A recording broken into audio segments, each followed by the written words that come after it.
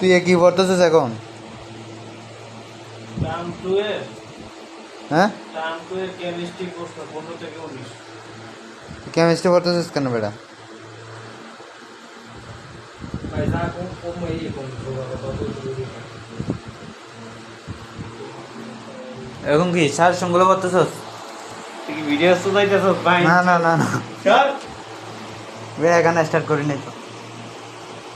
Suggestion না বড়, আমি টার্ম 2 এর নোট করতে বলতেছি।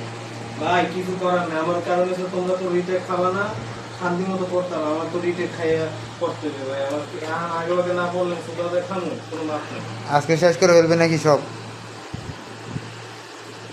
আজকে কোনটা শেষ করবি?